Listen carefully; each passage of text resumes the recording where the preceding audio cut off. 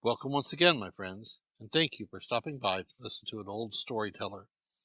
Today we have a Russian tale, and the title of this story is The Headless Princess. In a certain country there lived a king, and this king had a daughter who was an enchantress. Near the royal palace there dwelt a priest, and the priest had a boy of 10 years old, who went every day to an old woman to learn reading and writing.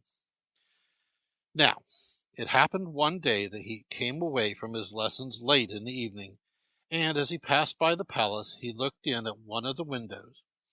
At that window the princess happened to be sitting and dressing herself. She took off her head, lathered it with soap, washed it with clean water, combed its hair, plaited its long black braid, and then put it back again in its proper place. The boy was lost in wonder. "What a clever creature," thinks he, "a downright witch." And when he got home he began telling everyone how he had seen the princess without her head. All of a sudden the king's daughter fell grievously ill, and she sent for her father, and strictly enjoined him, saying, "If I die, make the priest's son read the Psalter over me 3 nights running." The princess died. They placed her in a coffin and carried it to the church. Then the king summoned the priest and said, "Have you got a son?" "I have, your majesty." "Well then," said the king, "let him read the Psalter over my daughter 3 nights running." The priest returned home and told his son to get ready. In the morning the priest's son went to his lessons and sat over his book looking ever so gloomy. "What are you unhappy about?" asked the old woman. "How can I help being unhappy when I'm utterly done for?" "Why, what's the matter? Speak out plainly." "Well then, Granny, I've got to read psalms over the princess, and do you know, she's a witch." "I knew that before you did. But don't be frightened. There's a knife for you. When you go into the church, trace a circle round you. Then read away from your psalter, and don't look behind you.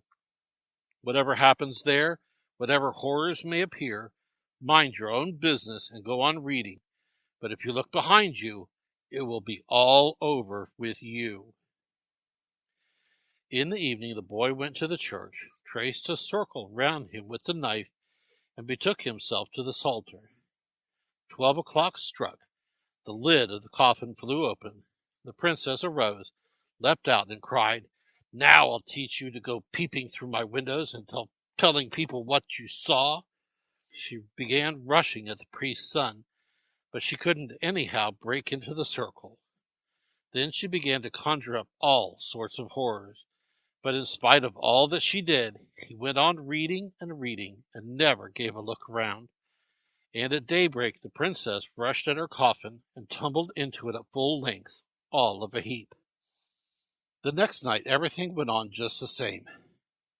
The priest's son wasn't a bit afraid, went on reading without stop right up to daybreak, and in the morning went to the old woman. She asked him, "Well, have you seen horrors?" "Yes, Granny." "It will be still more horrible this time. Here's a hammer for you and 4 nails. Knock them into the 4 corners of the coffin, and when you begin reading the Psalter, stick up the hammer in front of you." In the evening the priest's son went to the church and did everything just as the old woman had told him. 12 o'clock struck. The coffin lid fell to the ground. The princess jumped up and began tearing from side to side, threatening the youth. Then she conjured up horrors, this time worse than before. It seemed to him as if a fire had broken out in the church. All the walls were wrapped in flames. But he held his ground and went on reading, never once looking behind him. Just before daybreak the princess rushed to her coffin. Then the fire seemed to go out immediately, and all the deviltry vanished. In the morning the king came to the church and saw that the coffin was open, and in the coffin lay the princess, face downwards. "What's the meaning of all this?" said he. The lad told him everything that had taken place. Then the king gave orders that an aspen stake should be driven into his daughter's breast, and that her body should be thrust into a hole in the ground. But he rewarded the priest's son with a heap of money, in various lands.